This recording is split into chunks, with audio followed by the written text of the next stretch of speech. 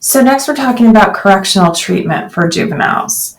Institutional treatment programs for violent juvenile offenders were found to be effective in reducing recidivism rates and produced cost savings to taxpayers. Many programs are not administered as intended. Instead, they center around security and punishment. There's individualized treatment techniques, past and present, one of the most common treatment approaches, and there's different modalities used: psychotherapy, reality therapy, behavior modification. What this does is attempts to help individuals understand and solve their current adjustment problems.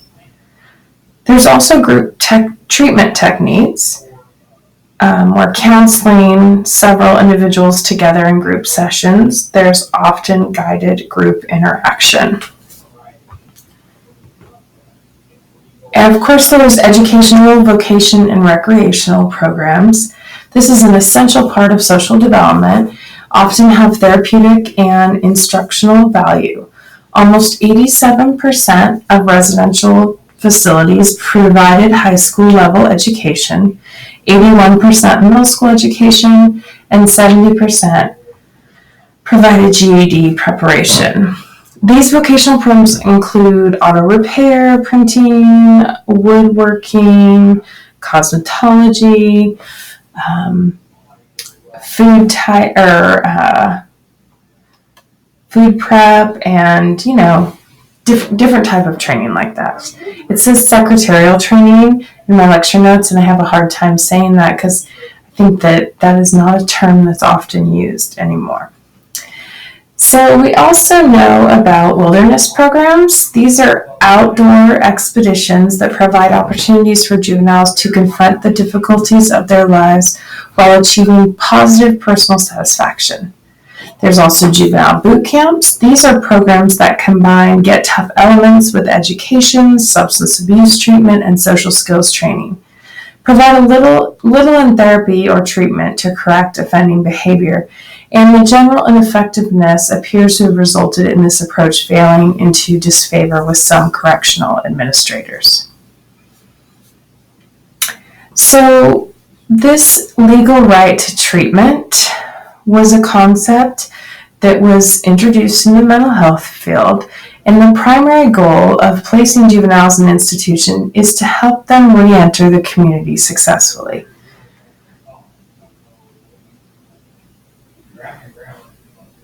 Lawyers claim that children in state-run institutions have a legal right to treatment. This is the right to treatment has expanded to include the juvenile justice system, an expansion mandated that rehabilitation rather than punishment or retribution be the basis of juvenile court dispositions. Courts have established the following minimum standards for juveniles confined in training schools: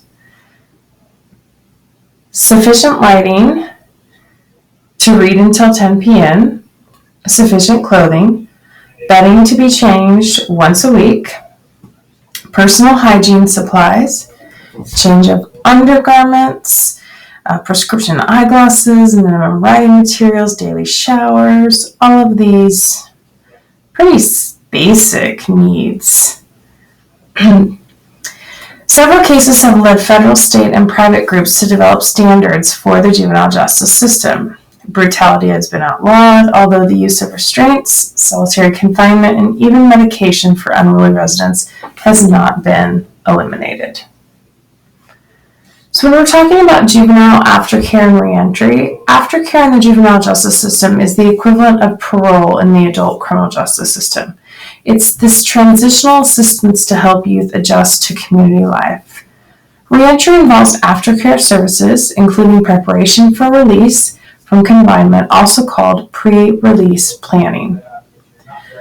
Through the Serious and Violent Offender Reentry Initiative, the federal government has invested $150 million on reentry programs for adult and juvenile offenders in all states. The latest data indicates that about 100,000 juvenile offenders are released from custody facilities each year. So one purpose of aftercare and reentry is to provide support during the readjustment period following release. Offenders may not find it easy to make independent decisions after they have been regimented for some time. Adjustment may reinforce a pre-existing need to engage in deviant behavior.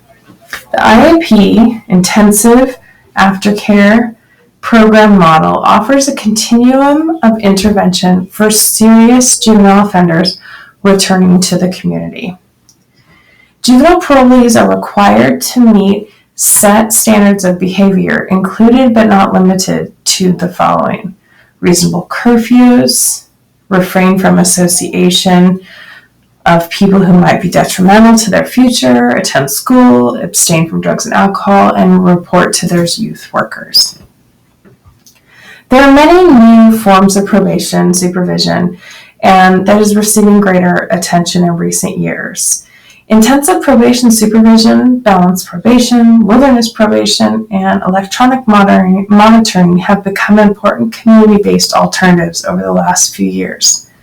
More experimentation is needed, but probation continues to be the single most important intermediate sanction to the juvenile court. Much debate exists about the effectiveness of community versus institutional treatment. There is a long-standing debate about the effectiveness of correctional treatments compared with other delinquency prevention measures. Deinstitutionalization has become an important goal of the juvenile justice system. The majority of states achieved compliance with the deinstitutionalization status offenders mandate. The challenge would be to retain focus on prevention, despite political assertions of the need for more punitive approaches. The future of the legal right to treatment remains uncertain, although courts have established these minimum standards. Have a great night.